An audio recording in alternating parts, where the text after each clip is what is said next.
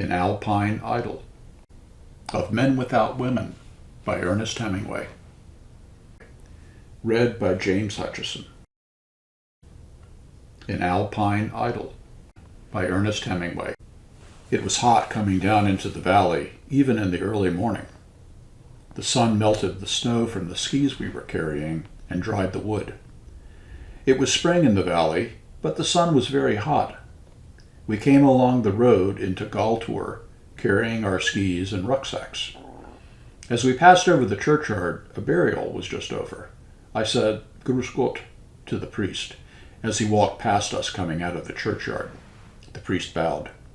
"It's funny a priest never speaks to you," John said. "You'd think they'd like to say, 'Grüß Gott.'" "They never answer," John said. We stopped in the wood and watched the sexton shoveling in the new earth. A peasant, with a black beard and high leather boots, stood beside the grave. The sexton stopped shoveling and straightened his back. The peasant in the high boots took the spade from the sexton and went on filling in the grave, spreading the earth evenly as a man spreading manure in a garden.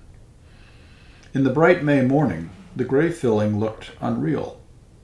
I could not imagine anyone being dead. "Imagine being buried on a day like this," I said to John. "I wouldn't like it." "Well," I said, "we don't have to do it." We went on up the road past the houses of the town to the inn. We had been skiing in the Silvretta for a month, and it was good to be down in the valley. In the Silvretta, the skiing had been all right, but it was spring skiing. The snow was good only in the early morning and again in the evening. The rest of the time it was spoiled by the sun. We were both tired of the sun. You could not get away from the sun. The only shadows were made by rocks or by the hut that was built under the protection of a rock beside a glacier. And in the shade, the sweat froze in your underclothing. You could not sit outside the hut without dark glasses. It was pleasant to be burned black, but the sun had been very tiring. You could not rest in it. I was glad to be down away from snow. It was too late in the spring to be up in the Silvretta. I was a little tired of skiing. We had stayed too long. I could taste the snow water we had been drinking melted off the tin roof of the hut. The taste was a part of the way I felt about skiing. I was glad there were other things besides skiing, and I was glad to be down, away from this unnatural high mountain spring, into this May morning in the valley. The innkeeper sat on the porch of the inn, his chair tipped back against the wall. Beside him sat the cook. "Ski heil," said the innkeeper. "Heil," we said, and leaned the skis against the wall and took off our packs. "How was it up above?" asked the innkeeper. "Schön, a little too much sun." "Yes, there's too much sun this time of year." The cook sat on his chair. The innkeeper went in with us and unlocked his office and brought out our mail. There was a bundle of letters and some papers. "Let's get some beer," John said. "Good, we'll drink it inside." The proprietor bought 2 bottles, and we drank them while we read the letters. "We better have some more beer," John said. A girl brought it this time. She smiled as she opened the bottles. "Many letters," she said. "Yes, many." "Prosit," she said, and went out, taking the empty bottles. I'd forgotten what beer tasted like. I hadn't, John said. Up in the hut I used to think about it a lot. "Well," I said, "we've got it now. You oughtn't to ever do anything too long." No, we were up there too long. "Too damn long," John said. "It's no good doing a thing too long." The sun came through the open window and shone through the beer bottles on the table. The bottles were half full. There was a little froth on the beer in the bottles, not much because it was very cold. It collared up when you poured it into the tall glasses. I looked out of the open window at the white road. The trees beside the road were dusty. Beyond was a green field and a stream. There were trees along the stream and a mill with a water wheel. Through the open side of the mill I saw a long log and a saw in it, rising and falling. No one seemed to be tending it. There were 4 crows walking in the green field. One crow sat in a tree watching. Outside on the porch, the cook got off his chair and passed into the hall that led back into the kitchen. Inside, the sunlight shone through the empty glasses on the table. John was leaning forward with his head on his arms. Through the window I saw two men come up the front steps. They came into the drinking room. One was the bearded peasant in the high boots. The other was the sexton. They sat down at the table under the window. The girl came in and stood by their table. The peasant did not seem to see her. He sat with his hands on the table. He wore his old army clothes. There were patches on the elbows. "What will it be?" asked the sexton. The peasant did not pay any attention. "What will you drink?" "Schnapps," the peasant said. "And a quarter-liter of red wine," the sexton told the girl. The girl brought the drinks, and the peasant drank the schnapps. He looked out of the window. The sexton watched him. John had his head forward on the table. He was asleep. The innkeeper came in and went over to the table. He spoke in dialect, and the sexton answered him. The peasant looked out of the window. The innkeeper went out of the room. The peasant stood up. He took a folded 10,000 kronen note out of a leather pocketbook and unfolded it. The girl came up. "Alles?" she said. "Alles," he said. "Let me buy the wine," the sexton said. "Alles," the peasant repeated to the girl. She put her hand in the pocket of her apron, brought it out full of coins, and counted out the change. The peasant went out the door.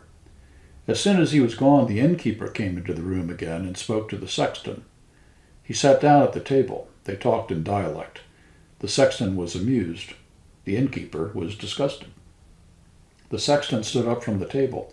He was a little man with a mustache. He leaned out of the window and looked up the road. "There he goes in," he said. "In the ruin?" "Ja." They talked again, and then the innkeeper came over to our table.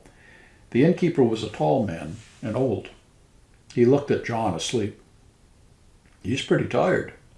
"Yes, we were up early." "Will you want to eat soon?" "Any time," I said. What is there to eat?"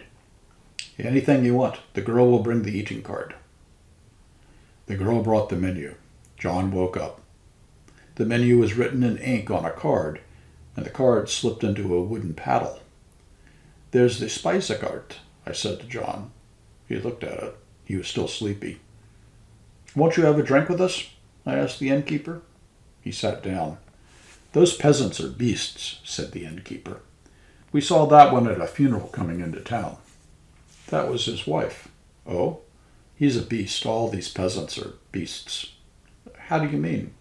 "You wouldn't believe it. You wouldn't believe what just happened about that one." "Tell me." "You wouldn't believe it." The innkeeper spoke to the sexton. "Franz, come over here." The sexton came, bringing his little bottle of wine in his glass. "The gentlemen are just come down from the Weisbaderhütte," the innkeeper said. We shook hands. "What will you drink?" I asked. "Nothing." Franz shook his finger. "Another quarter-liter?" "All right." "Do you understand dialect?" the innkeeper asked. "No." "What's it all about?" John asked. "He's going to tell us about the peasant we saw filling the grave coming into town." "I can't understand it anyway," John said. "It goes too fast for me." "That peasant," the innkeeper said, "today he brought his wife in to be buried. She died last November." "December," said the sexton. "That makes nothing. She died last December then, and he notified the commune." "December 18th, said the sexton. "Anyway, he couldn't bring her over to be buried until snow was gone." "He lives on the other side of the Postnaum," said the sexton, "but he belongs to this parish."